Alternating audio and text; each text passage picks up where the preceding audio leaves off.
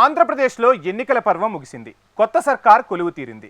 మంత్రి పదవుల ఘట్టం కూడా పూర్తయింది. దీంతో ఇప్పటి వరకు పాత ప్రభుత్వం పెద్దలతో సత్సంబంధాలు ఉన్న అధికారులు చిట్టాపద్దులు సరిచేసుకుంటున్నారట. అంతేకాదు సేఫ్ జోన్లోకి వెళ్లిపోవడానికి సీరియస్గా ప్రయత్నాలు చేస్తున్నారట.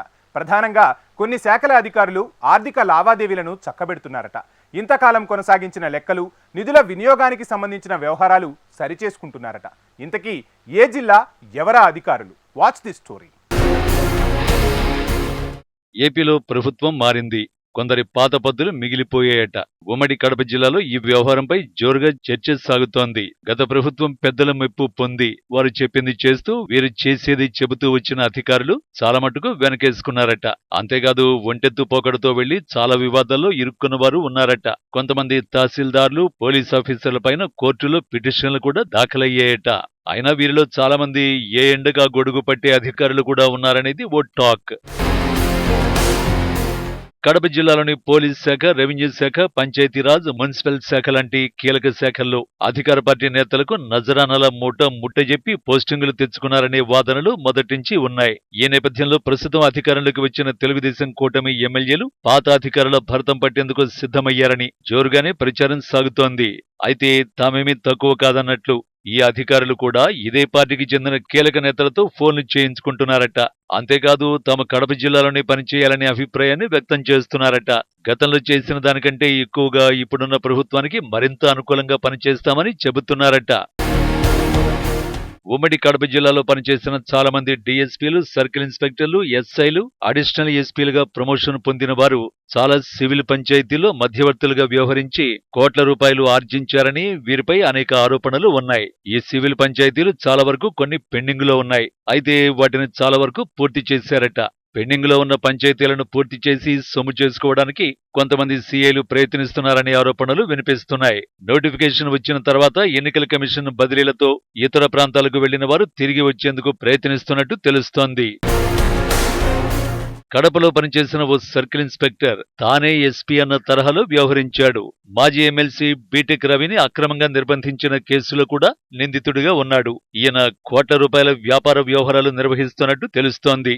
రాజంపేటలో పనిచేస్తున్న డీఎస్పీపై కూడా వివాదాలు ఉన్నాయి.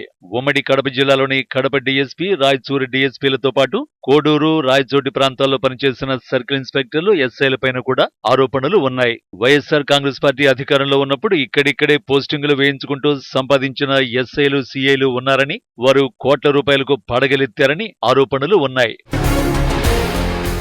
ఇద్దరు ఎస్ఐలు బట్టలు తయారు చేసే గవర్నమెంట్ ఫ్యాక్టరీలో కోట్ల రూపాయలు పెట్టుబడి పెట్టినట్టు తెలుస్తోంది. అలాగే ఓ ఎస్ఐ స్థాయి అధికారి మందులు తయారు చేసే డ్రగ్ కంపెనీలో కోట్లు పెట్టుబడులు పెట్టినట్టు ఆరోపణలు ఉన్నాయి. ఓ ఇన్స్పెక్టర్ తమిళనాడులోని ఓ ప్రైవేటు మెడికల్ కళాశాలలో పెట్టుబడి పెట్టినట్టు తెలుస్తోంది.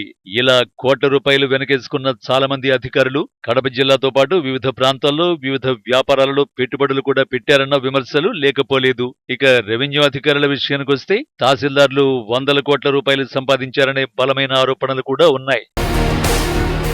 రెవెన్యూ రికార్డులు తారుమారు చేయడంలో సిద్ధహస్తులుగా పేరుండి ఎన్నికల ముందు జరిగిన బదిలీలో చల్లగా జారుకున్న ముగ్గురు తహసీల్దార్ల సంపాదన 10 కోట్ల రూపాయల పైనే ఉంటుందని ఆరోపణలు ఉన్నాయి. అంతేకాదు వారికి సంబంధించి ఇంకా కోర్టులో కేసులు నడుస్తూనే ఉన్నాయి. ప్రభుత్వానికి సంబంధించిన ప్రతి భూమిని ఎవరు పడితే వారికి ఆన్లైన్ చేసి భారీగా సంపాదించారని ఆరోపణలు ఉన్నాయి. ఇదిలో ఉంటే ఎన్నికల కోసం వినియోగించవలసిన నిధులు జేబులో వేసుకుని విచారణ ఎదుర్కొంటున్న అధికారులు కూడా లేకపోలేదు. ఎన్నికలకు సంబంధించి పెట్టిన ఖర్చు విషయంలో చాలా మంది జిల్లా ఉన్నతాధికారుల నుంచి తహసీల్దార్లు, డిప్యూటీ తహసీల్దార్లు, కింది స్థాయి సిబ్బందికి బిల్లులు చెల్లించకుండా వేధిస్తున్నారని ఆరోపణలు ఉన్నాయి. ఈ విషయంపై జమలమడుగులో పెద్ద ఎత్తున వివాదం నెలకొంది. ఈ వివాదంపై విచారణ కూడా సాగుతోంది. సిబ్బందికి అరకొర ఖర్చులకు డబ్బులిచ్చి అడిషనల్ బడ్జెట్ రాలేదని చెప్తూ తిప్పుకుంటున్నట్టు తెలుస్తోంది. దీంతో పాటు నోటిఫికేషన్ వెలువడినప్పటి నుంచి తీసుకున్న అద్దె వాహనాలకు కూడా బిల్లులు ఇవ్వకుండా వేధిస్తున్నారన్న విమర్శలు ఉన్నాయి.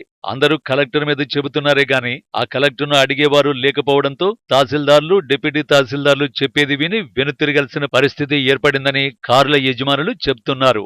ఇటీవల కడప ఆర్డీఓ కార్యాలయం వద్ద కొందరు ఎన్నికల విధి నిర్వహణ కోసం కార్లు అద్దెకిచ్చిన వారు డ్రైవర్లకు జీతాలు కూడా ఇవ్వలేదని, విధి నిర్వహణలో తమకు కనీసం అన్నం కూడా పెట్టలేదని గొడవకు దిగినట్టు తెలుస్తోంది.